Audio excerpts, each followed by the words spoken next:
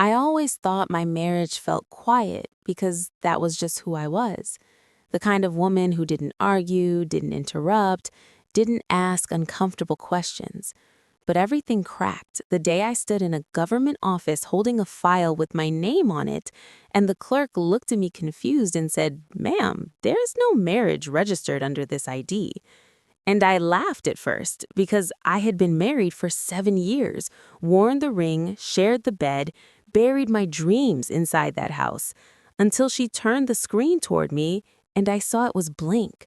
No date, no signature, no legal proof I had ever been a wife. And in that moment, I realized they didn't choose me because I was loving or loyal. They chose me because I was quiet, because a woman who doesn't speak is easy to erase. Like and subscribe if you believe silence can hide the worst betrayals. I never thought of myself as weak, just quiet, the kind of person who listens more than she speaks, who notices everything and files it away instead of turning it into noise. And when I married Evan, his family seemed to appreciate that about me in a way that felt flattering at first. His mother used to say I was easy to have around. His sisters joked that I was low maintenance, and Evan would squeeze my hand at dinner tables and tell people I kept the peace in his life, which sounded like love back then, but looking back, it sounds more like a job description. From the start, decisions were always explained to me after they were already made. Where we would live, how money would be handled, whose name would be on what. And every time I felt a small itch of discomfort, Evan would smile and say I trusted him, didn't I? And I did, because trusting him was easier than questioning why I never saw paperwork, why every "will do it later" quietly turned into never. Our life ran smoothly on the surface, the kind of marriage people complimented: clean house, calm dinners, no public fights, and I learned early that silence was rewarded. When I didn't ask, things stayed pleasant. When I pushed, the air turned cold. His family had this unspoken rule that problems didn't exist unless someone named them out loud, and I was very good at not naming things. I paid half the bills, transferred money when asked, signed documents without reading every line because Evan said he'd already reviewed them. And when I mentioned registering our marriage after moving cities, he brushed it off with jokes about government delays and said it wasn't urgent. Not in a way that felt alarming, just casual enough to make me feel silly for worrying. Over time, small moments started poking holes in the story, like how my name was never on the property tax mail, how bank letters came only addressed to him, how his mother once slipped and called me the arrangement instead of daughter-in-law, and laughed it off as a joke. I told myself I was overthinking, that not every marriage looked the same, that being chosen meant I belonged. But curiosity is a quiet thing.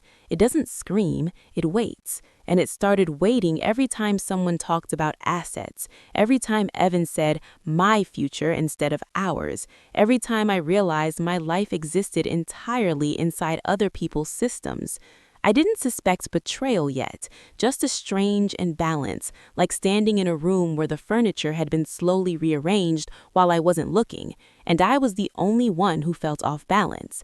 Like and subscribe if you've ever ignored a feeling because everything looked fine from the outside. The shock didn't come all at once. It crept in through ordinary moments that suddenly felt staged, like I had been walking through a set built for someone else's life. It started when Evan asked me to transfer a larger amount of money than usual for what he called a short-term family expense. And when I hesitated, he didn't argue. He just went quiet in a way that made the room feel smaller. And I sent it, because silence had always been the cost of peace. A week later, I needed a certified copy of our marriage certificate for a routine workplace benefits update. Nothing dramatic, just a form. And Evan told me he'd handle it because he was already in town. But days passed, then weeks, and every time I asked, there was a new delay, a new excuse, a new joke about how bureaucratic offices love to waste time. Something in his tone changed, not anger, but control, like he was managing me instead of talking to me. I finally went myself on a random Tuesday, standing in line behind people renewing licenses and registering births, feeling silly for making a fuss, until the clerk typed my name, paused, typed Evans, paused again, and asked me to spell it, then tilted her head and said there was no record of our marriage in that county or any previous one we'd lived in. I laughed, actually laughed, because the alternative didn't make sense. But she turned the screen toward me and showed me a clean, empty database entry. And that was when my stomach dropped.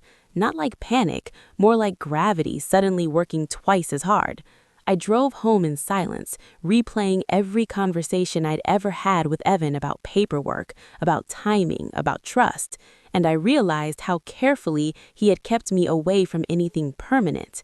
When I confronted him that night, he didn't deny it. He softened, sat beside me, and said registration was just a technicality, that love didn't need a government stamp, that his family had reasons for keeping things flexible right now, and the word flexible hung in the air like a threat.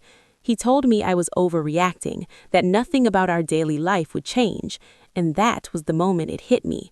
Nothing was supposed to change, because my role had never been to own, to decide, or to exist on paper.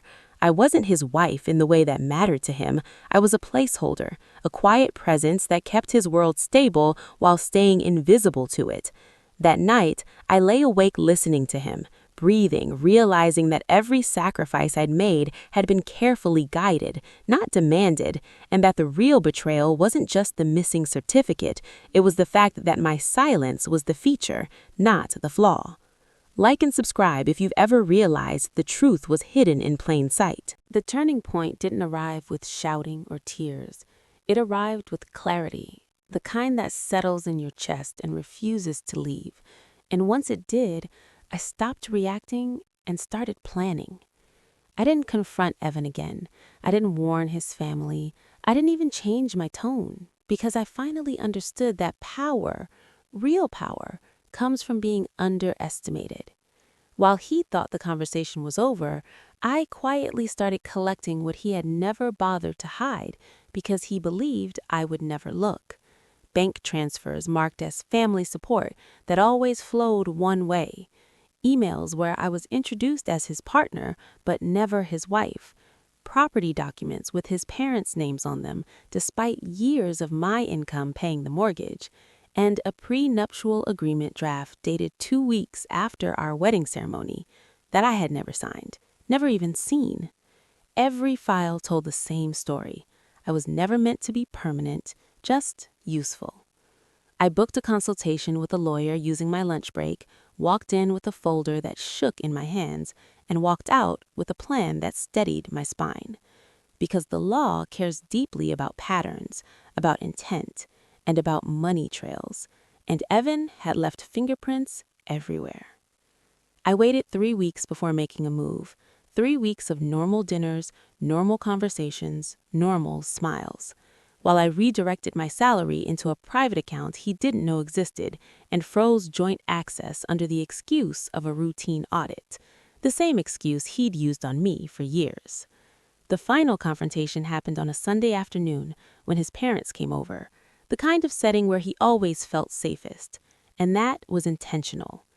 I placed the documents on the table one by one, slowly, letting silence do the work. The missing marriage registration, the financial records, the unsigned prenup, the emails, and I watched his confidence drain not into panic, but into calculation. Because men like him don't explode. They assess damage. His mother tried to speak, his father cleared his throat, and I finally said the words I had been practicing in my head for months, calm, steady, and final.